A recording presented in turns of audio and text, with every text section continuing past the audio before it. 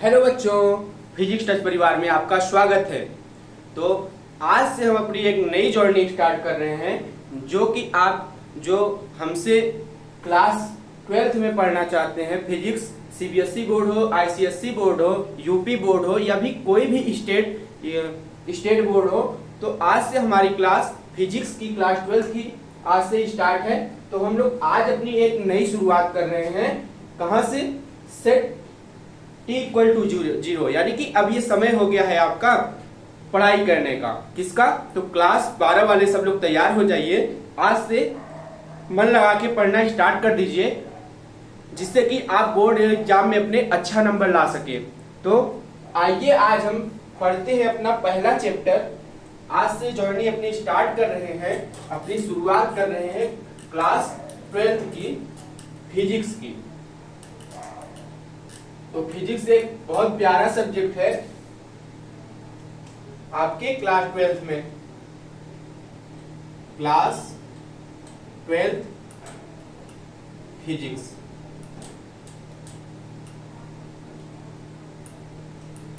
तो class 12th physics में आपका पहला चैप्टर कौन सा है? वो पहला चैप्टर है आपका इलेक्ट्रोस्टैटिक। यूनिट आपकी पहली है, कौन सी? Unit number first.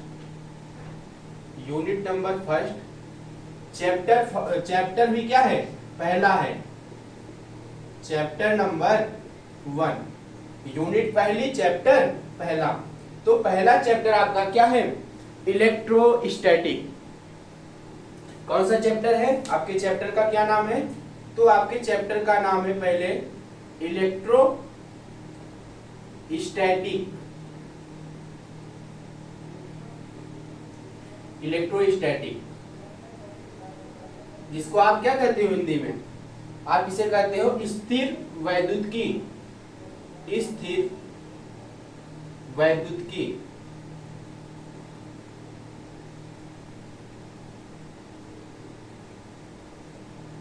जो हिंदी वाले हो, यूपी बोर्ड वाले हो, तो हिंदी में क्या कहते हैं इलेक्ट्रोस्टैटिक को? स्थिर वैद्युतिकी। आज इस पे हम, ये हमारा बेसिक चैप्टर है, एकदम बेसिक टॉपिक रहेगा आज का। जैसा कि मेरा हर एक वीडियो जो रहता है, पहला वीडियो जिस भी क्लास का, वो बेसिक ही रहता है। तो आज हम आपको चाहिए, चैप्टर अपना पहला है, इस पे क्या करेंगे? बस अपने चैप्टर की क्या करेंगे? चर्चा करेंगे, उसके बारे में जानेंगे, इस चैप्टर में क्या है, क्या क्या चीज पढ़नी है, वो बात जानते हैं। तो एक इंट्रो क्लास है हमारा इलेक्ट्रोस्टैटिक पे। ये देखिए इलेक्ट्रोस्टैटिक। इलेक्ट्रोस्टैटिक कहां से आया? तो इलेक्ट्रोमैग्नेटिज्म। आप लोग जानते होंगे क्या? इलेक्ट्रोमैग्नेटिज्म जो एक ब्रांच होती है, इलेक्ट्रोमैग्नेटिज्म।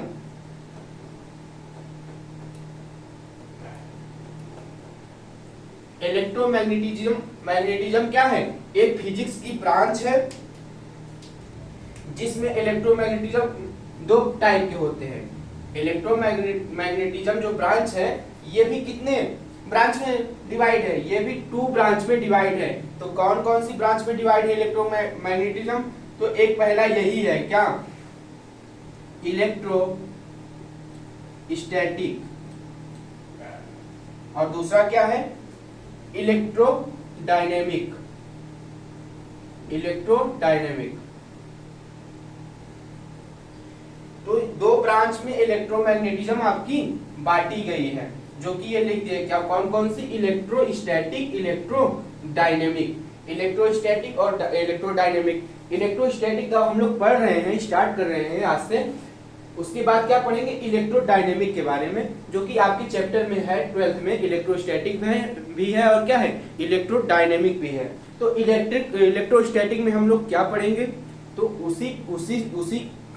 उसी के लिए हम लोग क्या किए हैं, आज जुड़े हैं आपसे, उसी पे चर्चा करेंगे। इलेक्ट्रोस्टैटिक चैप्टर लेके अपना, तो इसको इरेज करिए और समझते हैं इलेक्ट्रोस्टैटिक।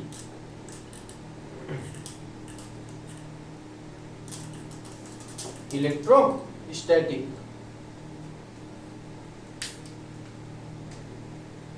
इलेक्ट्रोमैग्नेटिज्म दो ब्रांच था, कौन कौन सा? इलेक्ट्रोस्टैटिक, एक था क्या? इलेक्ट्रोडायनेमिक।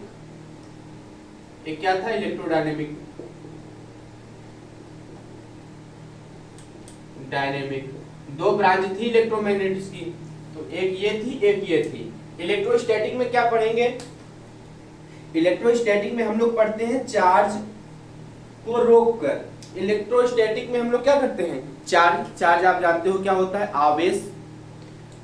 आवेश आप लोग थोड़ा बहुत उसको आइडिया होगा आवेश के बारे में, चार्ज के बारे में। तो इलेक्ट्रोस्टैटिक, इसमें देखिए एक वर्ड आ रहा है क्या? स्टैटिक। कौन सा वर्ड आ रहा है? स्टैटिक। ये देखिए स्टैटिक। इसमें क्या आ रहा है एक वर्ड? डायनेमिक ना। स्टैटिक और डायनेमिक। स्टैटिक का मतलब क्या होता है? रेस्ट, यानी कि रुका हुआ। डायनेमिक का मतलब क्या होता है? मोशन में, यानी कि गति कर रहा हो। लेकिन क्या गति कर रहा हो? तो वो क्या होता है जो गति करता है या फिर रुका रहता है? चार्ज के बारे में। चार्ज ना। अब आप कौन सा चैप्टर पढ़ रहे हो? यहां पे लिख लीजिए electro static and fields.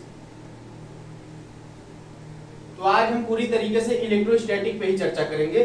Field तक तो पहुंचने में बहुत टाइम लगेगा। फील्ड को अभी इलेक्ट्रोस्टैटिक जान लेते हैं, उसके बाद फील्ड भी समझ जाएंगे हम लोग। तो इलेक्ट्रोस्टैटिक क्या होता है? रुका हुआ चार्ज, यानी कि रेस्ट में चार्ज रहे, चार्ज एट रेस्ट। इसमें हम लोग क्या करते हैं? चार्ज को रोक कर पढ़ते हैं। Charge at rest. चार्ज को क्या करते हैं? रोक कर पढ़ा जाता है इलेक्ट्रोस्टैटिक में। जबकि इलेक्ट्रोडायनेमिक, जैसा कि इसके नाम से ही पता चल रहा है क्या? मोशन। इसमें क्या करते हैं? चार्ज को क्या करते हैं? मोशन में। Charge at motion. चार्ज को क्या करते हैं? आवेश को गति कराते हैं। आवेश जब चलने लगता है किसी इलेक्ट्रिक सर्किट में, आवेश का क्या होने लगता है? फ्लो होने लगता है। तो क्या कहलाता है? वो कहलाता है इलेक्ट्रोडायनेमिक। और जब चार्ज रुका हुआ रहता है, रेस्ट में रहता है, तो वो क्या कहलाता है? इलेक्ट्रोस्टैटिक। ये बात समझ में आ गई? इलेक्ट्रोस्टैटिक में हम लोग क्या पढ़ते हैं? तो इलेक्ट्रोस्टैटिक में हम लोग पढ़ते हैं किसके बारे में? चार्ज के बारे में।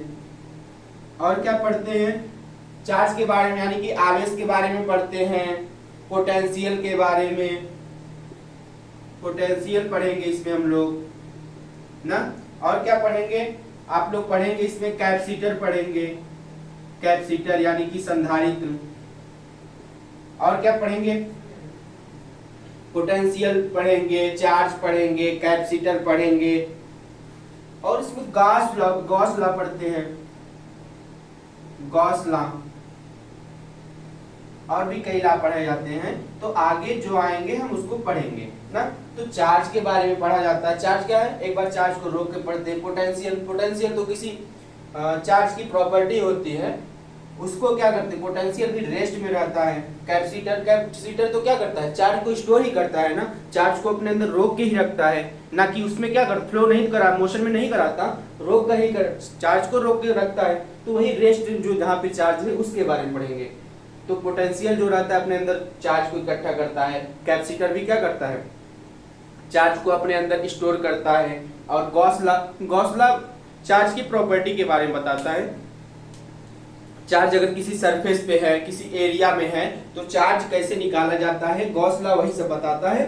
तो ये सब पॉइंट है, ये सब टॉपिक है जो आते हैं आपके इलेक्ट्रोस्टैटिक में। इलेक्ट्रोडायनेमिक में क्या आता है? इलेक्ट्रोडायनेमिक में आपका आता है इलेक्ट्रिक करंट, मैग्नेटिज्म। इसमें क्या आता है? Electric current. और क्या आता है? और आता है मैग्नेटिज्म। और क्या आता है? ईएमएफ, जिसको कहते हैं इलेक्ट्रिक मोटिव फोर्स, ईएमआई जिसको बोलते हो, वो वाला ईएमआई नहीं। ये कौन सा है? Electric motive induction. तो ये सब क्या रहता है? इलेक्ट्रिक मोटिव इंडक्शन जो होता है वो क्या करता है? मोशन में रहता है, ना कि रेस्ट में। तो ये सब चीज जो इलेक्ट्रोमैग्नेटिज्म या फिर मैग्नेटिज्म या फिर इलेक्ट्रिक करंट है, इलेक्ट्रिक करंट सॉरी, जैसे इलेक्ट्रिक करंट है, इलेक्ट्रिक करंट में कैसे क्या होता है? एसी करंट, डीसी करंट, ये सब हम लोग किसमें पढ़ेंगे? इलेक्ट्रोडायनेमिक में पढ़ेंगे। वो आपकी दूसरी यूनिट है। तो आज हम लोग पढ़ेंगे अपनी पहली यूनिट इलेक्ट्रोस्टैटिक पे। तो ये बात समझ में आई कि इलेक्ट्रोस्टैटिक क्या होता है, इलेक्ट्रोडायनेमिक क्या होता है।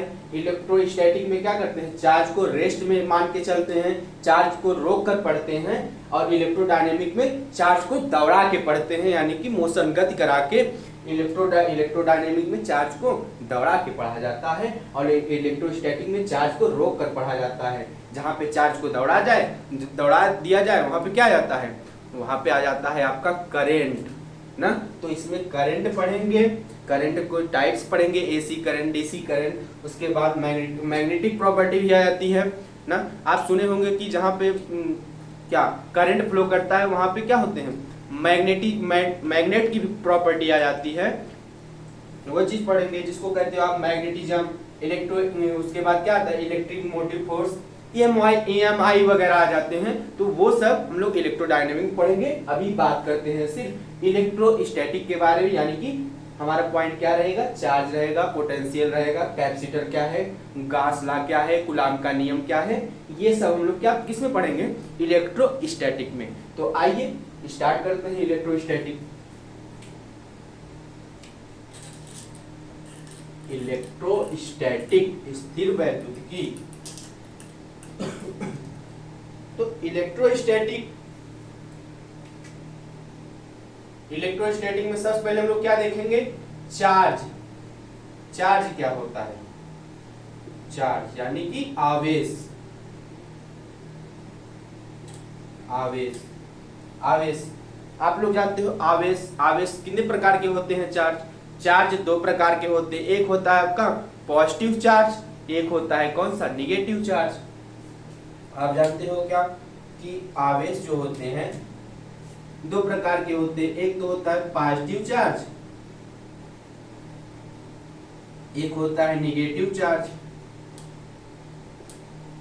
ना। ये जानते हो आवेश दो प्रकार के होते हैं, पॉजिटिव और निगेटिव। और चार्ज क्या होता है, चार्ज की डिफिनीशन क्या होती है, चार्ज इज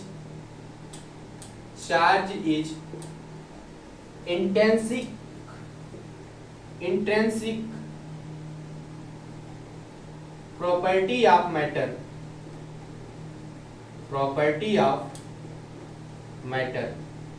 तो चार्ज क्या होता है, किसी मैटर यानी कि किसी पदार्थ की आंतरिक गुण होता है।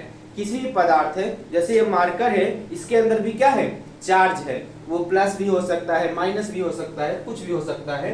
तो जो चार्ज होता है वो इंट्रिंसिक प्रॉपर्टी ऑफ मैटर, यानी कि किसी पदार्थ के अंदर का एक गुण होता है जो कि बताता है ये किससे मिलके बना है। पॉजिटिव चार्ज भी हो सकता है, निगेटिव चार्ज भी हो सकता है। तो हमारी डिफिनीशन यही बताती है कि आवेश किसी पदार्थ का आंतरिक गुण होता है। Charge is a intrinsic property of matter. ये हो गए इसके टाइप्स, कौन कौन से होते हैं चार्ज। तो एक होता है आपका पॉजिटिव चार्ज, एक होता है निगेटिव चार्ज ना। पॉजिटिव निगेटिव दो टाइप के चार्ज होते हैं। और आप इसका सिंबल क्या होता है चार्ज का, चार्ज को किस लेटर से आप दिखाते हो, चार्ज को दिखाते हो आप किससे, क्यू से ना। क्यू से आप इसका सिंबल बनाते हो। जहां भी चार्ज आपको दिखाई देता है आप चार्ज ना लिख के क्या लिख देते हो, उसका सिंबल यानी कि चिन्ह बना देते हो, क्यू लिख देते हो। और क्या, चार्ज का यूनिट क्या होता है, यूनिट ऑफ चार्ज क्या होती है, यूनिट क्या होती है चार्ज की, इसकी यूनिट होती है क्या, कूलॉम। क्या होती है, कूलॉम।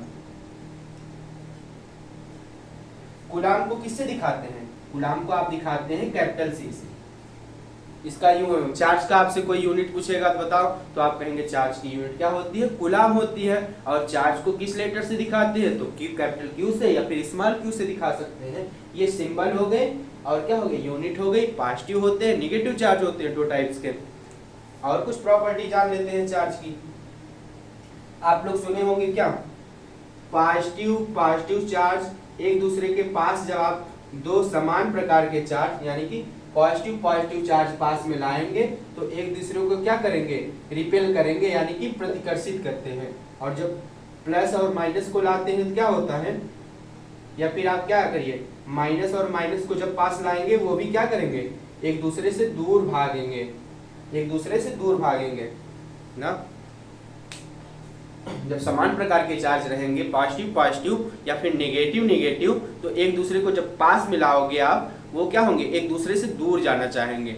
ये बात हो गई। और क्या देख लीजिए, अगर पॉजिटिव और नेगेटिव चार्ज को आप पास लाते हैं तो अट्रैक्ट होते हैं, यानी कि आकर्षित होते हैं, या फिर माइनस और प्लस को आप पास लाओगे तो भी क्या होगा, अट्रैक्ट होगा, एक दूसरे पर चिपकने की कोशिश करेंगे ना, एक दूसरे को पास आना चाहेंगे। Plus positive charge negative charge एक दूसरे के पास आएंगे। ये बात हो गई। पॉजिटिव चार्ज जो होते हैं, अगर पॉजिटिव पॉजिटिव है तो एक दूसरे को प्रतिकर्षित करते हैं, और निगेटिव निगेटिव है तो एक दूसरे को भी प्रतिकर्षित करेंगे। लेकिन अगर विपरीत है, एक प्लस है दूसरा माइनस है, या फिर एक माइनस है दूसरा प्लस है, तो एक दूसरे को क्या करते हैं, आकर्षित करते हैं। ये बात हो गई।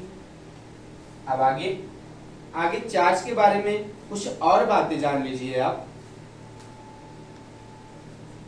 जैसा कि आपके डिफिनीशन में क्या लिखा है, लिखे हैं charge is a intrinsic property of matter.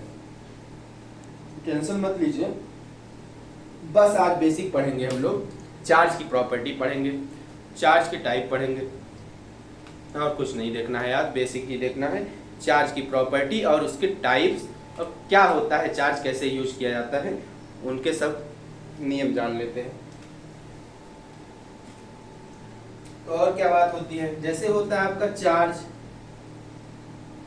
Charge एक इंट्रिंसिक प्रॉपर्टी होती है मैटर की, तो मास भी तो किसी, मास जो होता है वो भी इंट्रिंसिक प्रॉपर्टी होती है मैटर की। जैसे ये मार्कर है, इसके अंदर चार्ज भी है, लेकिन इसका कुछ मास भी है ना, 5 kg 2 kg, इतना ग्राम, 5 ग्राम 10 ग्राम 2 ग्राम, जो भी ग्राम, वो क्या है, उसके मास को बता रहा है। लेकिन ये पार्टिकल जो बताते हैं, इसके अंदर पार्टिकल भी हैं। पार्टिकल क्या बताते हैं आपको, इलेक्ट्रॉन के बारे में बताते हैं।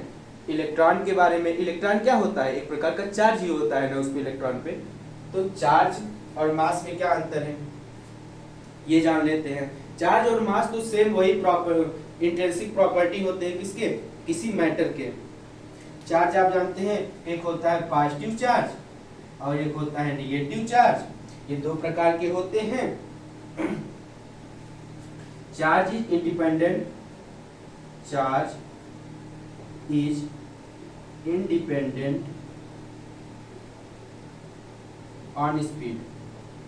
ये जो लाइन लिखी है, charge is independent on speed. Charge जो होता है इंडिपेंडेंट, चार्ज यानी कि आवेश स्पीड, गति पर, चाल पर निर्भर नहीं करता है।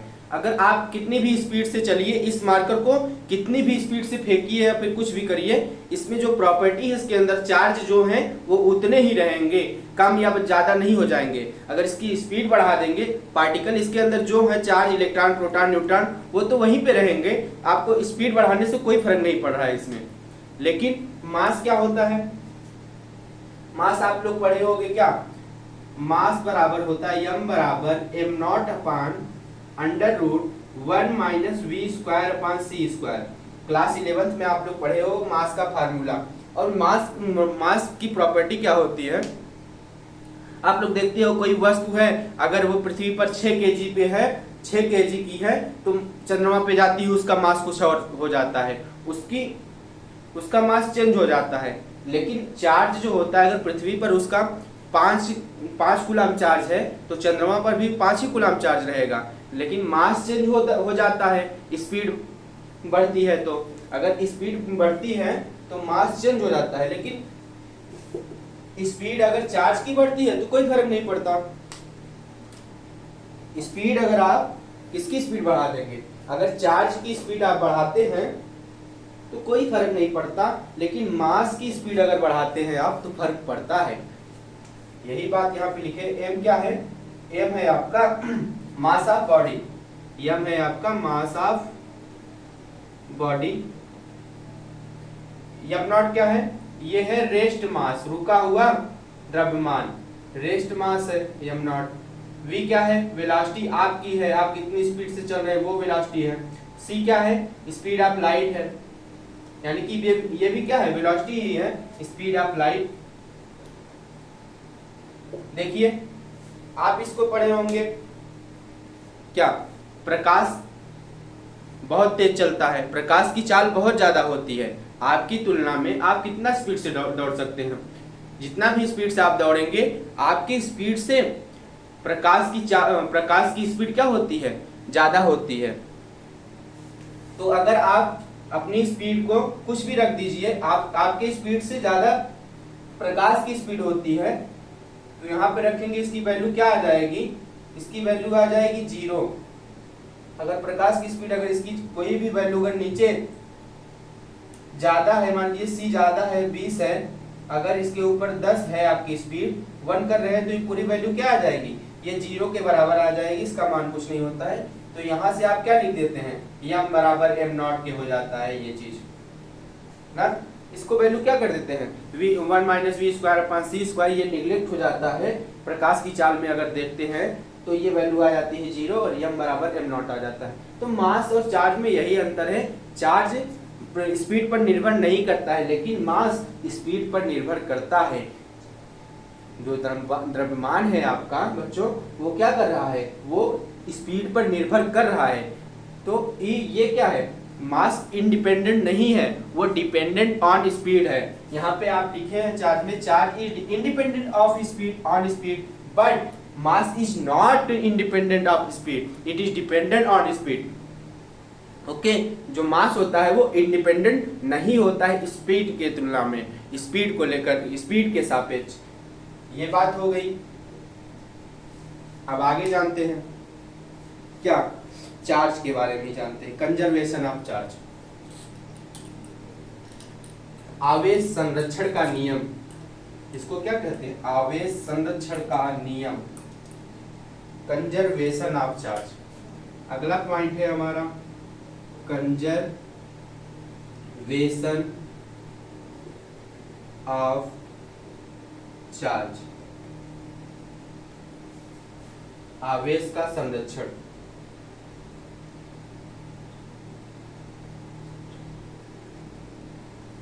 आवेश संरक्षण का नियम, आवेश संरक्षण ही कह लीजिए इसको। आवेश संरक्षण क्या होता है, तो आप लोग जानते हो, जहां संरक्षण सब सुनाई दे, जहां कंजर्वेशन वर्ड आए, आप लोग क्या कहते हैं कि charge can not be created nor be destroy, it is only convert one form to another form, या फिर आप क्या कहते हैं, charge can not be created nor be destroy, it is only transfer one body to another body. आप यही बात कहते हैं जहां चार्ज की बात आती है या फिर ऊर्जा की बात आती है, जैसे आप कहते हो energy can not be created nor be destroy, it is only convert one body to another body. ठीक उसी प्रकार चार्ज भी होता है, चार्ज को ना तो नष्ट किया जा सकता है ना तो बनाया जा सकता है। इसको क्या किया जा सकता है, बस एक वस्तु से दूसरी वस्तु में स्थानांतरित किया जा सकता है। तो यही बात लिख दीजिए कंजर्वेशन ऑफ चार्ज में, क्या, charge can not be created, charge can not B created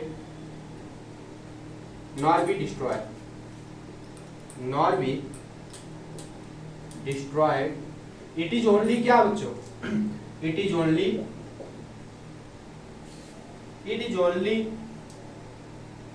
only transferred, कहां से कहां, one body to another body। तो एक बॉडी से दूसरे बॉडी में ये बस ट्रांसफर होती है, लेकिन बदलती नहीं है। इसको जानते हैं, एक अपने एग्जाम्पल के माध्यम से देखते हैं। तो एग्जाम्पल ले लीजिए, एग्जाम्पल क्या लेंगे, एग्जाम्पल मान लीजिए आपके पास एक सिस्टम है, एक सिस्टम मान लीजिए एक बॉक्स है या फिर कोई भी सर्किट है ना, कोई भी परिपथ है, कोई भी सर्किट है, कोई भी सिस्टम है, कोई भी निकाय है, उसके अंदर मान लीजिए आपके चार्ज रखे हुए हैं, बहुत सारे चार्ज रखे हुए हैं। यहाँ पर मान लीजिए आप +3 कूलाम चार्ज है और दूसरे वाले मान लीजिए कितना है, +1 कूलाम चार्ज है, और यहाँ पे क्या है, यहाँ पे आपका -2 कूलाम चार्ज है। +3 कूलाम चार्ज है, -1 कूलाम चार्ज है और वहां पे -2 कूलाम चार्ज है। ये मान लीजिए आपके पास एक ए सिस्टम हो गया, सिस्टम ए हो गया। एक इसी प्रकार आप सिस्टम बी भी बना लीजिए, इसमें भी क्या कर दीजिए, चार्ज कर दीजिए। कितने चार्ज कर दीजिए, इसमें भी प्लस क्या कर दीजिए, 3 कर दीजिए, +3 कर दीजिए, +2 कर दीजिए, +3 कूलाम चार्ज रख दीजिए, +2 कूलाम चार्ज रख दीजिए। और यहाँ पे अगर पूछ ले कि यहाँ पे कितना चार्ज आएगा ना, यही पूछा है। आपको दो क्या दिए, दो सिस्टम दिए गए हैं जिसमें चार्ज रखे हुए हैं। यहाँ पे +3 चार्ज है, यहाँ पे +1 चार्ज है और माइनस चार्ज है। अब इसमें पूछा है यहाँ पे +3 चार्ज है, +2 चार्ज है। आप यहाँ पे बता दीजिए कितना चार्ज होगा। आप इस यहाँ पे क्वेश्चन मार्क लिखा है उसको बताइए कि कितना चार्ज होगा, ये बात बताइए।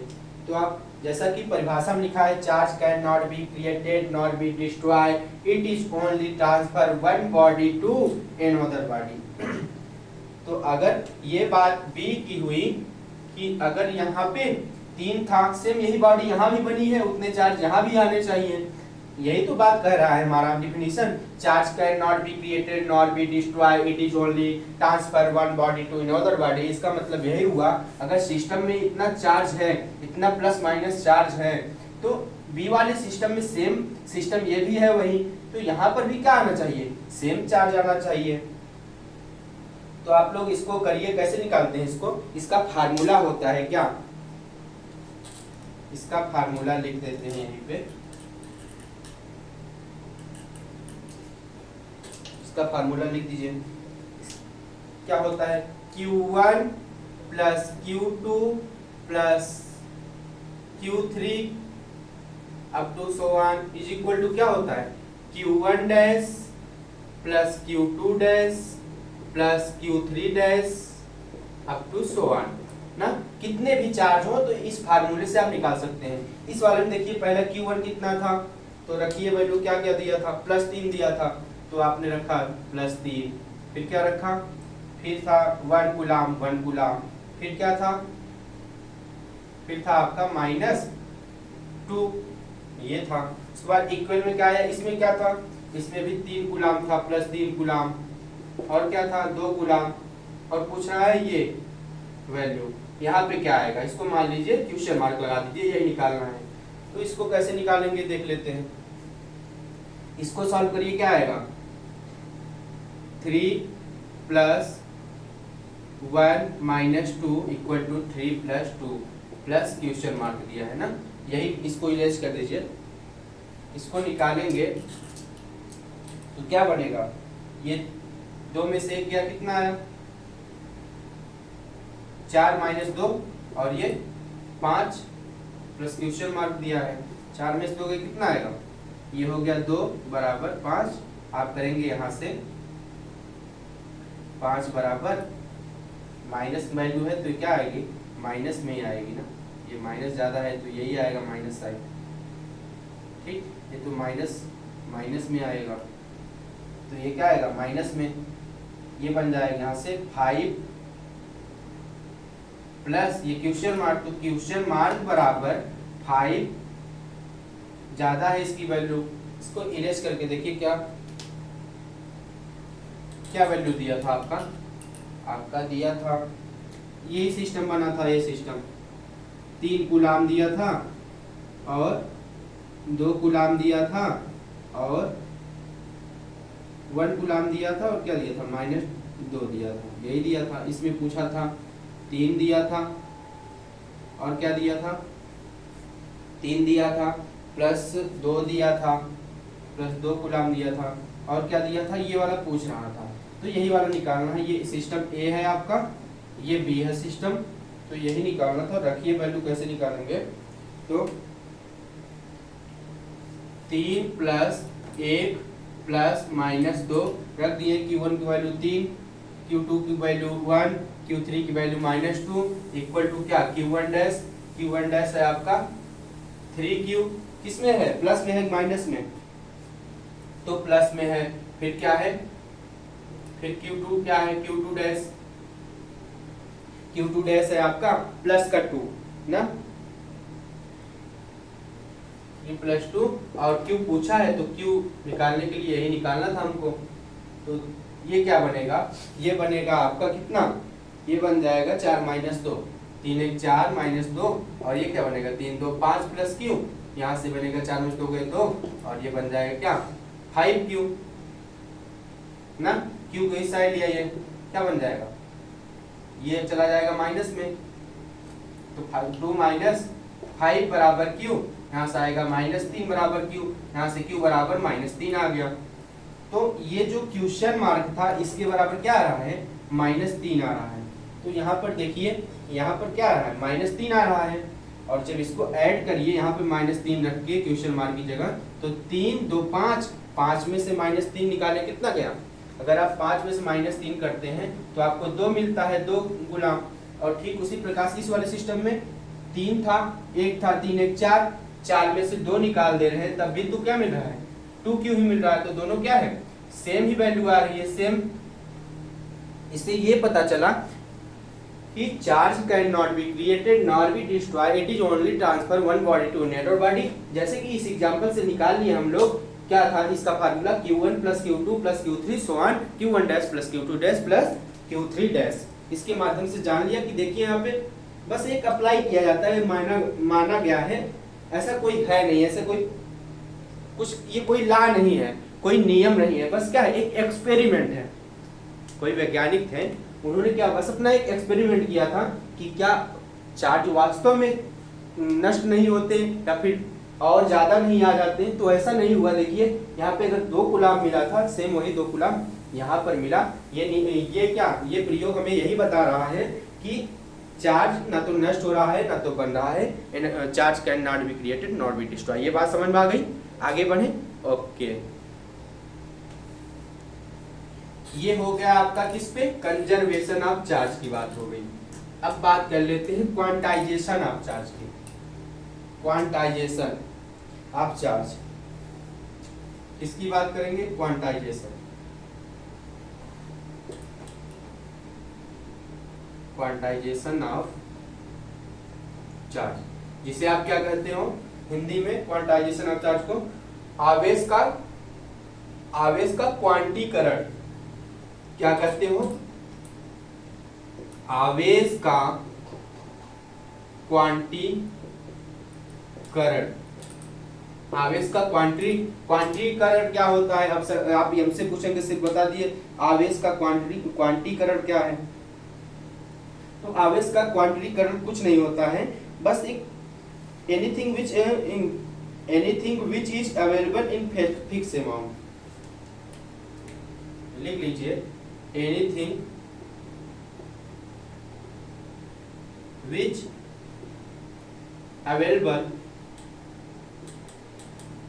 In fix amount, in fixed amount. यानी कि कोई भी चीज क्या हो, एक फिक्स वैल्यू में हो। जैसे आप बाजार में जाते हैं, ये नहीं कहते कि आधा केला दे दो, 2.5 केला दे दो, 3.25 केला दे दो, ये नहीं कहते हो ना। आप क्या कहते हो, इतना दर्जन चाहिए। कोई भी वस्तु क्या करते हो, फिक्स अमाउंट में लेते हो, इतना केजी चाहिए, उसको परफेक्ट बताते हो। ठीक उसी प्रकार से चार्ज, आवेश को भी आधा अधूरा नहीं लिया जाता। आधा अधूरा मतलब उलूल जुलूल आप चार्ज भी नहीं जोड़ सकते, नहीं ले सकते, ठीक है। तो 0.2, 0.3, 0.5 या फिर 10.5, 20.5, तो चार्ज को आधा अधूरा नहीं लिया जाता है, एक पूरी वैल्यू ली जाती है, जो कि यहाँ पे लिखे हैं anything which available in fix amount. उसकी अमाउंट, उसकी मात्रा क्या हो, फिक्स हो, आधा अधूरा न रहे। उलूल जुलूल आप चार्ज नहीं ले सकते, उलूल जुलूल ठीक है, कोई बात नहीं। Anything which available in fix amount, जिसको आप फिक्स वैल्यू में ले। ये बात समझ में आ गई क्वांटाइजेशन ऑफ चार्ज की। तो इसकी प्रॉपर डिफिनीशन लिख लीजिए। इसकी प्रॉपर डिफिनीशन होती है चार्ज ऑलवेज, चार्ज इसकी प्रॉपर वैल्यू होती है चार्ज, डिफिनीशन इसकी क्या होती है, charge always exist in integral, charge always exist integral multiple of integral multiple of किसके, integral multiple of fundamental charge, of fundamental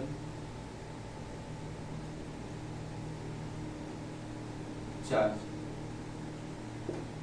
जैसा कि डिफिनीशन में क्या लिखे हम लोग, charge always exist integral multiple of fundamental charge. अब आप पूछेंगे सर ये फंडामेंटल चार्ज क्या होता है, कि पूछेंगे फंडामेंटल चार्ज क्या होता है। आपने लिख तो दिया charge always exist integral multiple, integral multiple मतलब नंबर ऑफ इलेक्ट्रॉन ना, नंबर ऑफ इलेक्ट्रॉन वही क्या होते हैं, integral multiple of fundamental charge क्या होता है, ये चीज जानते हैं फंडामेंटल चार्ज। जैसे कि आप कहते हो एक इलेक्ट्रॉन बराबर क्या 1.6 इंटू 10⁻⁻19 कूलम। ये जानते हो कि एक इलेक्ट्रॉन बराबर किसके होता है 1.6 इंटू 10⁻⁻19 कूलम के। तो यही जो इलेक्ट्रॉन है, यही जो चार्ज है 1 इलेक्ट्रॉन, यही एक फिक्स अमाउंट में है ना, कि एक इलेक्ट्रॉन बराबर इतना ही होता है, एक इलेक्ट्रॉन बराबर 1.6 इंटू 10⁻⁹ कूलम ही होता है। ये बात फिक्स है, आप इसको चेंज नहीं कर सकते, इसको आधा अधूरा उलूल जुलूल नहीं ले सकते। तो यही क्या कह रहा है फंडामेंटल चार्ज, मूल आवेश। मूल आवेश क्या है, यही 1 इलेक्ट्रॉन, इसी को क्या कह दिए आप फंडामेंटल चार्ज। यही है क्या फंडामेंटल चार्ज। ये बात समझ आई। अब आपको डेफिनेशन कंफर्म हो गई होगी कि फंडामेंटल चार्ज क्या है। तो एक इलेक्ट्रॉन कितने कूलम के बराबर होता है, वही 1 इलेक्ट्रॉन जो है आपकी फंडामेंटल चार्ज कहलाती है। तो 1 इलेक्ट्रॉन बराबर 1.6 इंटू 10⁻⁹ कूलम। ये बात समझ में आ गई कि क्वांटाइजेशन ऑफ चार्ज क्या होता है, anything which available in fix amount, जो कि एक फिक्स अमाउंट यानी कि एक परफेक्ट मात्रा में मिलती है, वो क्या होती है चार्ज होती है। ये बात समझ में आ गई आपको। तो ये बात समझ में आ गई आपको क्वांटाइजेशन ऑफ चार्ज में ये जो फंडामेंटल चार्ज था वो क्या था, ये बात हो गई। अब आइए क्या उदाहरण देख लीजिए। जैसे उदाहरण आप देख लीजिए क्या, कि 1 electron 2 electron 3 electron 4 electron up to 100 and n electron ना।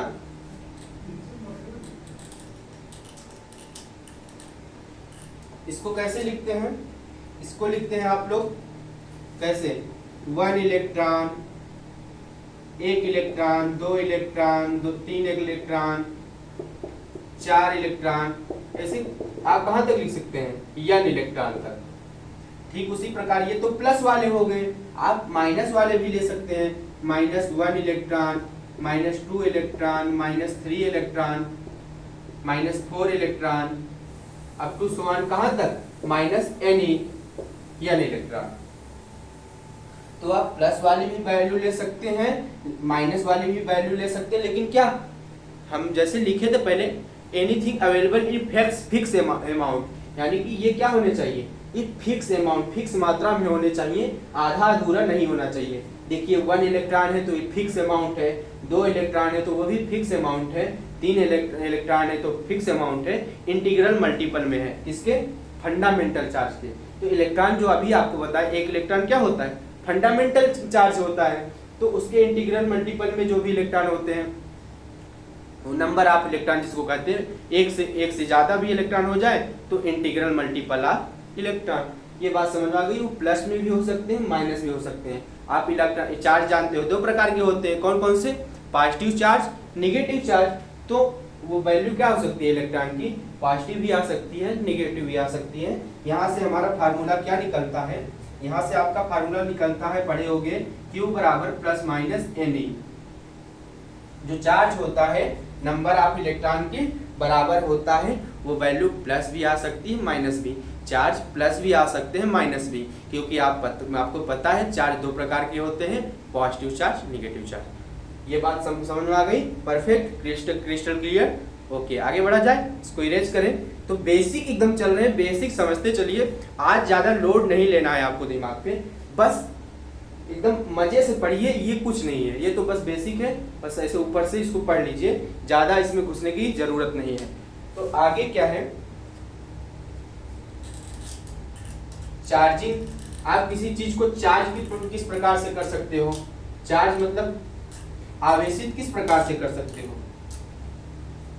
अब आप कहोगे सर गुस्सा लगवा के चार्ज कर सकते हैं, जैसे कोई व्यक्ति को अगर गुस्सा लगवा देते हैं तो क्या हो जाता है, वो एकदम लाल हो जाता है, आप कहते हो आवेशित हो गए, आवेश में आ गए हैं। तो चार्ज को क्या करिए आप, किसी भी वस्तु को 3 प्रकार से आवेश कर सकते हैं, आवेशित कर सकते हैं। कौन कौन से प्रकार से, एक कर सकते हैं आप बाई इंडक्शन। इंडक्शन यानी कि एक दूसरे को पास मिला के या फिर एक दूसरे को क्या करके फ्रिक्शन करा के। एक होता है क्या कांटेक्ट मिला के, एक को क्या करेंगे सटा देंगे एक दूसरे को। तो एक होता है कंडक्शन, एक होता है इंडक्शन, एक होता है क्या फ्रिक्शन। किसी भी वस्तु को आप 3 टाइप से आवेशित कर सकते हैं। कौन कौन से, चार्जिंग बाई कंडक्टर या फिर चार्जिंग बाई कंडक्शन, और दूसरा क्या चार्जिंग बाई इंडक्शन, और तीसरा क्या चार्जिंग बाई फ्रिक्शन। तो 3 प्रकार से आप आवेशित कर सकते हैं। तो पहला टाइप क्या है, पहला टाइप है आपका चार्जिंग का। चार्जिंग हम लोग किसी चीज को चार्ज करते हैं, आवेशित करते हैं, कैसे करते हैं। पहले हम लोग क्या जानेंगे, चार्जिंग बाई कंडक्शन। कंडक्शन यानी कि संपर्क में लाके, सटा, क्या सटा के, सटा के मतलब छुआएंगे, डायरेक्ट करंट, डायरेक्ट कांटेक्ट यानी कि संपर्क में लाके किसी वस्तु को कैसे चार्ज किया जाता है वो चीज। तो मान लीजिए आपके पास एक बॉडी ए है, आपके पास एक बॉडी क्या है ए है, जिसपे पूरे निगेटिव चार्ज भरे पड़े हैं ना। एक बॉडी क्या है, इस पे कोई चार्ज नहीं है, नो चार्ज, इस पे कोई चार्ज नहीं है, चार्जलेस है, यानी कि ये क्या है न्यूट्रल है, इस पे कोई चार्ज नहीं है। दोनों को क्या करिए, दोनों को पास मिला के सटा दीजिए। आप इस बॉडी को क्या करिए, पास मिला के दोनों को सटा दीजिए। ए को बी से क्या किए, कांटेक्ट मिला दिए, जैसा कि लिखे direct contact, charging by conduction. दोनों को क्या किए, सटा दिए। आप देखेंगे तो माइनस चार्ज क्या होगा, कुछ माइनस चार्ज इस पे आ जाएंगे, कुछ माइनस चार्ज इस पे आ जाएंगे। जैसे कि अगर कोई वस्तु गर्म है और कोई वस्तु ठंडी है, थर्मोडायनेमिक्स में थोड़ा बहुत आइडिया होगा, कोई वस्तु गर्म है कोई वस्तु ठंडी है, तो गर्म वाले वस्तु को जब आप ठंडे वाले वस्तु के पास चिपकाते हैं तो क्या होता है, गर्म वाली वस्तु धीरे धीरे क्या होती है, ठंडा होने लगती है। उसी प्रकार जब आप चार्ज वाले बॉडी को बिना चार्ज वाले बॉडी के पास सटाते हैं, कांटेक्ट में लाते हैं, तो चार्ज क्या होते हैं, एक दूसरे पर बराबर बराबर मात्रा में बट जाते हैं। तो वही जब सटाएं तो दूसरी भी बॉडी भी क्या हो गई, उसके ऊपर भी चार्ज आ गए, वो प्लस भी हो सकते हैं माइनस भी। ये चाहे प्लस चार्ज हो या फिर माइनस चार्ज हो, दोनों पे ये लागू होता है बात। हो सकता है इस बॉडी पे पॉजिटिव चार्ज रहे हो तो पॉजिटिव चार्ज इस पे भी आ जाएंगे, यही बात बताया। चार्जिंग बाय कंडक्शन यही होता है। इसको इसमें लिख सकते हैं, बट क्या हो, सेम बॉडी हो, बट नोट पॉइंट क्या रहेगा, ये बात तभी लागू होगा, बराबर बराबर क्यू बराबर क्या होगा, अगर ये इसमें आवेश क्यू है, एक पे आवेश क्या कह लीजिए, एक पे क्यू है तो इस पे q divide by 2 plus q divide by 2, यानी कि आधा आधा क्या होगा, दोनों में बढ़ जाएगा। अगर इस पे q है, अगर आपके पास 5 रुपया है, आप एक को क्या दे दो, आपके पास 6 रुपया है, एक बॉडी पे क्या आ जाएगा, 3 रुपए आ जाएगा, एक बॉडी पे 3 रुपए आ जाएगा, तो 3 3 बराबर हुआ ना, बट 6 का क्या हुआ, आधा हो गया। ठीक उसी प्रकार अगर चार्ज 6 कूलाम है, तो अगर दो बॉडी, एक न्यूट्रल है एक चार्ज है जिस पर, उसको पास मिलाते हैं तो मान लीजिए उसमें 6 कूलाम आवेश था, तो 3 और 3 में आपस में बढ़ जाएंगे, दोनों बराबर में हो जाएंगे। बट एक बात याद रखना आप लोग, बॉडी क्या हो, बॉडी का आकार यानी कि शेप, साइज, ये सब क्या हो, सेम हो। अगर एक बॉडी का साइज ज्यादा है, किसी का छोटा है, तो ज्यादा वाले में क्या होगा, कम चार्ज जाएगा, और छोटे वाले में चार्ज ज्यादा रहेगा। ये बात होगी। तो क्या होगी, ये किस पे लागू होता है, सेम बॉडी रहे, कैसी, सेम साइज ना, सेम शेप, आकार और आकृति क्या रहे उसकी, सेम रहे, तभी ये नियम लागू होता है चार्जिंग बाय कंडक्शन वाला। दूसरा नियम पढ़ते हैं, दूसरा नियम चार्जिंग बाय इंडक्शन, वो भी देख लेते हैं। चार्जिंग बाय इंडक्शन क्या होता है, इंडक्शन मतलब दूर से, थोड़ा दूर से। ये तो डायरेक्ट कांटेक्ट मिला के देखें। और दूसरा टाइप क्या है, और किस प्रकार से किसी वस्तु को चार्ज कर सकते हैं वो जानिए। दूसरी बात चार्जिंग बाय इंडक्शन, जिसको आप कहते हो क्या, प्रेरण द्वारा, प्रेरित जिसको कहते हैं, मतलब ललचाना ना। जैसे चुंबक होता है, दूसरे के पास में लाते हो, उसके कांटेक्ट में आने की कोशिश करता है तो आप उसको हटा लेते हो, लेकिन फोर्स लगता है वहां पर। जब दो चुंबक को प्लस माइनस नॉर्थ और साउथ पोल वाले चुंबक को पास लाते हो, या फिर जब साउथ पोल मिलते हैं तो एक दूसरे के जब आप लाते हैं तो फोर्स लगती है, लेकिन आप सटाते नहीं है, दूर कर लेते हैं। तो ठीक उसी प्रकार आपके पास अगर एक बॉडी ए है ना, आप उस बॉडी पे क्या है, आपके बहुत सारे चार्ज है, मान लीजिए इसमें बहुत सारे प्लस चार्ज है, और आपके पास एक बॉडी बी है, ये ए है, एक बॉडी बी है, इसमें मान लीजिए ये इसमें चार्ज तो रहता है, चार्ज तो हर एक बॉडी में होता है, इलेक्ट्रॉन, प्रोटॉन, न्यूट्रॉन तो सब बॉडी में होते हैं, सब वस्तुओं में इलेक्ट्रॉन पाए जाते हैं, तो इसमें भी पाया जाता है। लेकिन जब इसको इसके संपर्क में नहीं लाएंगे, संपर्क में नहीं लाना है, हल्का सा गैप रखना है इसके बीच में, गैप ना। आप देखेंगे जैसे इसे हल्का इसके पास में लाने की कोशिश करेंगे, इस पे चार्ज आना शुरू हो जाएंगे, इस साइड माइनस आ जाएंगे, इस साइड क्या आ जाएगा, प्लस आने लगेगा। आप ऐसा देखिएगा, अगर कोई वस्तु जिसमें चार्ज रहे उसके बगल में कोई और वस्तु लाइए, लेकिन उसको क्या करिए, संपर्क मत लाइए, चिपकाइए मत उसको, थोड़े दूर पे रखेंगे तो देखेंगे प्लस वाले चार्ज जितने माइनस वाले हैं, इधर प्लस है। आप जानते हो प्लस और माइनस एक दूसरे को क्या करते हैं, अट्रैक्ट करते हैं। तो देखिए अट्रैक्ट करने लगेगा, माइनस वाले इस तरफ भाग जाएंगे और प्लस वाले दूर भाग जाएंगे, क्योंकि प्लस प्लस क्या करते हैं, रिपेल करते हैं। ये भाग गया, तो अब आप एक और बॉडी उठा लीजिए, सी बॉडी उठा लीजिए। आपने एक बॉडी पहले उठाई थी ए, बी उठाई, और सी अब की बार उठा रहे हैं। सी को क्या कर दे रहे हैं, बी से चिपका दे रहे हैं, लाके क्या कर दे रहे हैं, डायरेक्ट कांटेक्ट में बी को, सी को डायरेक्ट कांटेक्ट में किसके ला दे रहे हैं, बी के संपर्क में किसको ला दे रहे हैं, डायरेक्ट सी को लाके बी पे चिपका दे रहे हैं। लेकिन ए वाले को अभी वहीं पे रखे हैं और सी वाले को हल्का सा ए के बगल में रखे हैं, सटाए नहीं है सी को, ए को बी से, और बी को किससे सटा दिए हैं, सी बॉडी को लाकर सटा दिए हैं। तब क्या होता है, आओ देखें। जब सटा दिए, सटाने के बाद देखेंगे आप ना, ये सारे प्लस वाले इस पे चले जाएंगे, सारे जितने प्लस थे इस पे चले जाएंगे, इस वाली बॉडी पे ट्रांसफर हो जाएंगे तुरंत, क्योंकि ये तो चाहेगा मैं माइनस से जल्दी मिल जाऊं, तो प्लस वाला जितना माइनस होगा अपनी तरफ खींचने की कोशिश करेगा, और जब आप कोई और बॉडी लाके सी से सटाएंगे तो माइनस वाला प्लस वाला क्या करेगा, उसकी तरफ भागने लगेगा, तो ये बॉडी भी चार्ज हो जाएगी। अगर आप इसको क्या करते हैं, अलग करते हैं, तो आपको एक पे क्या मिलेगा, माइनस चार्ज मिल जाएगा। ये बी वाली बॉडी है, इसको क्या कर रहे हैं, अलग सेपरेट कर दे रहे हैं जब, तो इसको ये मिल जाएगा माइनस, और इस पे क्या हो जाएंगे, आपके पूरे प्लस चार्ज आ जाएंगे। ये होता है। देखिए चार्ज हुआ कि नहीं, चार्ज हुआ कि नहीं बॉडी, तो हो गया चार्ज, बिना डायरेक्ट कांटेक्ट में लाए, बिना सटाए, बिना चिपकाए, क्या हो गई, ये भी बॉडी चार्ज हो गई, ये भी बॉडी चार्ज हो गई, ये भी बॉडी चार्ज हो गई, ये भी बॉडी चार्ज हो गई, तीनों बॉडी चार्ज हो गई। बस इसके माध्यम से आप कितनी भी बॉडी चार्ज कर सकते हो। आपने देख लिया चार्जिंग बाय इंडक्शन क्या होता है, प्रेरण द्वारा। तो ऐसे आप इंडक्शन के द्वारा क्या कर सकते हो, किसी बॉडी को चार्ज कर सकते हो। एक प्रकार से और चार्ज कर सकते हैं बाई फ्रिक्शन, वो भी देख लेते हैं। इसको इरेज करें तो ठीक है।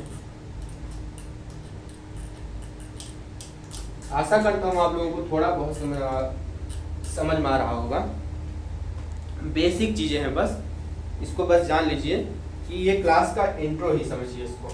और तीसरा क्या है, तीसरा है charging by friction. Charging by friction यानी कि कैसे चार्ज करेंगे, घर्षण द्वारा, घर्षण रगड़ के, घर्षण द्वारा किसी वस्तु को घर्षण द्वारा कैसे चार्ज कर सकते हैं। आप बचपन में क्या किए होंगे, खूब एक एक्सपेरिमेंट किए होंगे, खूब प्रयोग किए होंगे कि क्या करते थे आप, छोटे छोटे कागज के टुकड़े क्या करते थे, फाड़ फाड़ के उसको इकट्ठा कर लेते थे, छोटे छोटे कागज के टुकड़े। उसके बाद जाते थे, कंघी लाते थे, कंघी को अपने बाल में रगड़ लेते थे, खूब क्या करते थे, फ्रिक्शन ही कराते थे ना, उसको रगड़ते ही थे ना कंघी को। जब कंघी को आप कागज वाले पेपर में छोटे छोटे जो टुकड़े थे, कंघी को उस पे लाते थे तो कागज क्या होता था आपका, उस कंघी पे चिपकने लगता था। तो कैसे चिपकने लगा, क्योंकि आपने क्या किया, फ्रिक्शन किया। तो वही नियम पढ़ रहे हैं कि घर्षण के द्वारा भी, रबिंग के द्वारा भी, फ्रिक्शन के द्वारा भी क्या होता है, चार्ज किसी वस्तु पर ट्रांसफर होते हैं, चार्ज दूसरे वस्तु पर स्थानांतरित होते हैं। वही बात यही है कि आपने रगड़ा, उस पे चार्ज आ गए, वो क्या हो गई कंघी, एक पे प्लस चार्ज आ गया, एक माइनस पे चार्ज आ गया। तो आप जानते हो प्लस और माइनस चार्ज एक दूसरे को अट्रैक्ट करते हैं। बस वही बात यहाँ पे अप्लाई हो गई कि मान लीजिए दो बॉडी है आपके पास, इसको क्या कर दीजिए, एक दूसरे से रगड़ दीजिए, ए को बी से ना, एक दूसरे को रगड़ दीजिए। जब आप रगड़ेंगे तो यहां से क्या होंगे, इलेक्ट्रॉन इमिट हो जाएंगे, इलेक्ट्रॉन निकलने लगेंगे, ठीक है। जब ए और बी बॉडी को आपस में क्या करेंगे, आप रब करेंगे तो थोड़ी देर बाद ये देखिए हीट उत्पन्न हो जाती है। हीट उत्पन्न होने का यही मतलब है कि उसमें इलेक्ट्रॉन बनना शुरू हो गए हैं, उसमें चार्जिंग होनी स्टार्ट हो गई है, उसमें प्लस या माइनस इलेक्ट्रॉन आना शुरू हो गए हैं। ये बात यही बताती है कि आप किसी वस्तु को घर्षण यानी रगड़ के भी किसी एक दूसरे को क्या कर सकते हैं, चार्ज कर सकते हैं। आपने देखा होगा बैटरी उतर जाती है आपके फोन की, उसको निकल के क्या करते हैं, रगड़ते हैं। आप मोबाइल वाले शॉप के पास, मोबाइल शॉप पे जाते हैं, आपकी बैटरी डेड हो जाती है तो क्या करता है, उसको बुश करता है। बुश कैसे करता है, उसके पास मशीन होती है तो क्या करता है, उसमें घर्षण ही कराता है, दो इलेक्ट्रॉनों के बीच क्या कराता है, रबिंग कराता है। तो वही क्या होती है, घर्षण बाई फ्रिक्शन। तो इस प्रकार से क्या होता है, चार्जिंग होता है। चार्जिंग तीन टाइप से होते हैं, by conduction, by induction, by friction. तीन टाइप्स हो गए। आपने जाना क्या क्या, चार्ज जाना, चार्ज क्या होती है, चार्ज होता क्या है, ये आप लोगों ने जाना कि चार्ज क्या होता है। चार्ज कुछ नहीं होता है, एक मैटर की प्रॉपर्टी होती है। जैसे कि मास किसी मैटर की प्रॉपर्टी होती है, उसकी आंतरिक प्रॉपर्टी होती है। हर एक, जैसे कोई आदमी है, उसके अंदर का क्या भाव है, क्या उसके मन में चल रहा है, क्या उसके दिल दिमाग में चल रहा है, तो ये उसकी क्या आंतरिक बातें हैं। उसी प्रकार चार्ज है वो किसी बॉडी की आंतरिक बात होती है, आंतरिक प्रॉपर्टी होती है, इंट्रिंसिक प्रॉपर्टी होती है। उसको आप नहीं नाप सकते। लेकिन मास क्या होता है, मास भी क्या होती है, इंट्रिंसिक प्रॉपर्टी होती है किसी मैटर की, किसी पदार्थ की। ये बात समझ में आ गई कि मास और चार्ज में क्या अंतर है। मास जो है आपका स्पीड पर, यानी स्पीड पर निर्भर करता है, डिपेंडेंट होता है स्पीड पे। लेकिन चार्ज मास स्पीड पे डिपेंड नहीं करता। चार्ज मास पे डिपेंड नहीं करता, चार्ज स्पीड से इंडिपेंडेंट होता है। जैसा कि आपको लिखवाए थे, charge is independent on speed but mass is dependent on speed. ये बात समझ में आ गई। उसके बाद हम लोग क्या देखें, चार्ज के टाइप्स देखें। चार्ज क्या कितने प्रकार के होते हैं। चार्ज दो प्रकार के होते हैं, पॉजिटिव चार्ज, एक निगेटिव चार्ज। पॉजिटिव चार्ज एक दूसरे को अट्रैक्ट रिपेल करते हैं और निगेटिव पॉजिटिव चार्ज एक दूसरे को अट्रैक्ट करते हैं। प्यार मोहब्बत वाली बात, मियाँ बीवी वाली बात, बॉयफ्रेंड गर्लफ्रेंड वाली बात कि एक दूसरे को, एक को प्लस होना पड़ेगा एक को माइनस होना पड़ेगा, वही बात आ गई प्लस माइनस और प्लस प्लस की वो बात हो गई ना कि like charge repel each other but unlike charge attract each other, ये हो गई। उसके बाद हम लोग ने देखा conservation of charge. Conservation of charge यानी कि आवेश का संरक्षण पढ़ा। आवेश के संरक्षण में क्या पढ़ा? Charge can not be created not be destroy, it is only convert one body to another body.